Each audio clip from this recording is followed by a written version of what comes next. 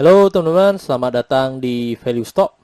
Hari ini saya akan membahas analisa fundamental era kuartal ketiga tahun 2020. Oke, ini disclaimer-nya. Yang pertama, ini merupakan sharing analisa fundamental, bukan ajakan beli, jual, ataupun hold suatu saham, dan keputusan investasi ada di tangan teman-teman selaku investor. Yang ketiga, dari analisa fundamental ini bisa dijadikan referensi untuk analisa saham-saham yang teman-teman miliki. Oke, pertama-tama kita masuk ke bisnis model dari era ini. Jadi untuk era ini bergerak di bidang usaha retail mobile dan telco bisnis. Untuk sumber income-nya berasal dari penjualan mobile dan telco. Untuk segmen usaha atau marketnya di Indonesia dan memiliki 977 retail. Malaysia memiliki 58 retail dan Singapura memiliki 15 retail. Terus untuk terkait kasus hukumnya, saat saya melakukan analisa ini, saya tidak menemukan adanya kasus hukum yang terkait dengan era. Terus untuk kepemilikan sahamnya dimiliki oleh PT Eraling sebesar 54,51%, masyarakat memiliki 45,17% dan sisanya treasury sebesar 0,32%. Oke, pertama-tama kita masuk ke revenue-nya.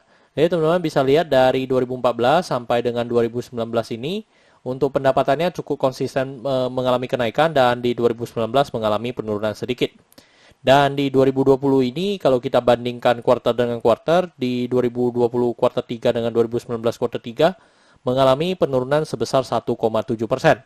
Dan bisa kita asumsikan jika kuartal keempatnya memiliki kinerja yang sama dengan kuartal 3, maka sampai akhir tahun akan mengalami koreksi sebesar 6,1%. Terus dari segi net profitnya teman-teman juga bisa lihat dari 2014 sampai 2018 yang dimana 2018 mengalami yang tertinggi ya dari net profitnya, dan di 2019 mengalami penurunan, dan di 2020 ini kalau kita bandingkan kuartal dengan kuartal mengalami kenaikan 78,2%. Dan kita asumsikan seperti tadi, jika kuartal keempatnya memiliki kinerja yang sama dengan kuartal 3, maka sampai akhir tahun akan mengalami kenaikan sebesar 33,4%. Terus dari segi asetnya kita juga bisa lihat dari 2014 sampai 2018 mengalami kenaikan. Terus di 2019 mengalami penurunan sedikit dan di 2019 dengan 2020 mengalami kenaikan sebesar 0,5%. Terus dari segi hutangnya mengalami penurunan ya. Di 2019 dengan 2020 mengalami penurunan sebesar 8,5%. Which is ini juga bagus ya, yang dimana hutangnya mengalami penurunan. Terus dari segi modalnya mengalami kenaikan dan 2019 dengan 2020 mengalami kenaikan sebesar 8,5%. Oke teman-teman, ini adalah summary laporan keuangannya dari tahun 2014 sampai 2020. Dan di sini saya akan banyak membahas tentang rasio keuangannya. Yang pertama adalah NPM atau net profit marginnya. Teman-teman bisa lihat di 2020 ini net profit marginnya hanya di 1,27%. Which is kalau teman-teman kita lihat secara biasanya memang untuk NPM ini kalau di bawah 5% itu kecil sekali ya untuk rasionya. Tetapi kalau kita lihat dari histori 2014 sampai 2019 yang dimana era juga memang untuk net profit margin yang tertinggi pun hanya di 2,56%. Jadi bisa dikatakan untuk segmen usaha dari era ini memang untuk NPM-nya atau net profit marginnya memang sangat kecil. Terus dari yang kedua adalah kita lihat dari EPS-nya. EPS-nya di 123. Dan kalau kita bandingkan dengan tahun sebelumnya di 92, maka mengalami kenaikan sekitar 30 ya teman-teman. Terus dari EPS ini kita bisa mendapatkan pernya di 17,49. Dan kalau kita bandingkan dengan per tahun lalu, memang per tahun 2020 ini pun masih lebih tinggi. Jadi bisa kita lihat juga pada EPS-nya udah mengalami kenaikan, tetapi kok pernya masih mengalami kenaikan. Jadi kalau hal itu kita bisa lihat dari segi harga sahamnya. Jadi di 2019 harga sahamnya hanya di 1.300 dan di 2020 ini udah di 2.100.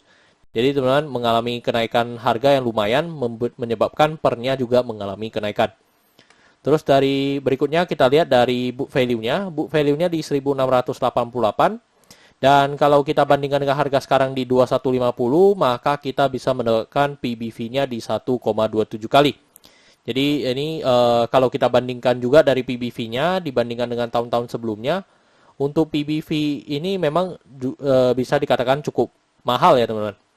Terus dari segi DER, untuk DER-nya di 0,81 kali, which is ini juga bagus, yang dimana DER-nya masih di bawah 1. Dan kita lihat dari 2019 memang DER-nya sudah di bawah 1. Dan di 2018 ke bawah memang DER-nya masih di atas 1, teman-teman. Jadi untuk 2020 ini, untuk era ini bisa dikatakan DER-nya cukup bagus. Terus dari segi ROE-nya di 7,29%, which is ini kurang dari 9% yang saya anut ya, teman-teman. Terus kalau kita lihat dari historinya juga, memang pernah mencapai 9% itu hanya 2 kali, yaitu di 2017 dan di 2018 yang mencapai 18%.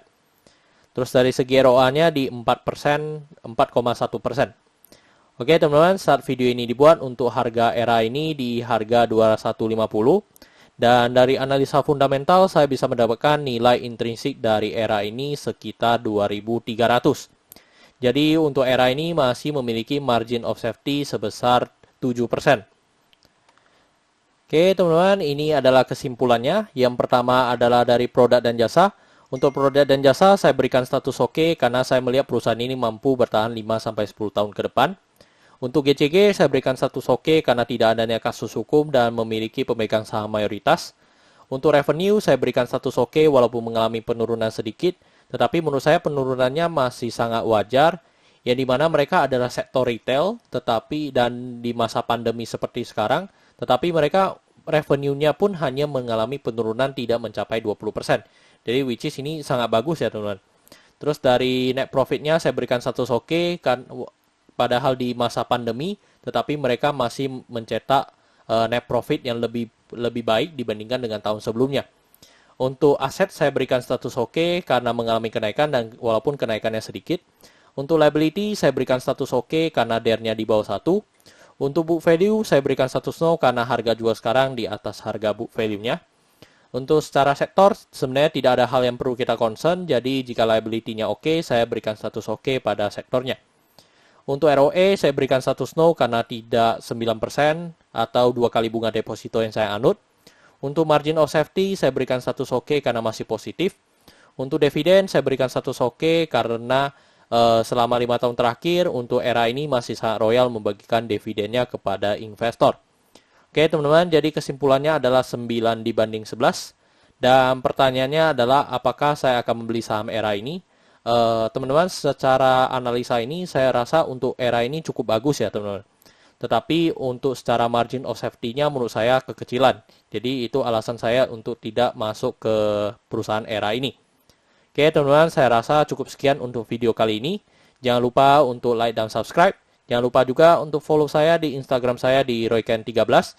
Dan jika teman-teman ada kode saham yang ingin saya buatkan analisa seperti ini, silakan tinggalkan di kolom komentar untuk kode sahamnya. Oke teman-teman, see you in the next video. Bye-bye.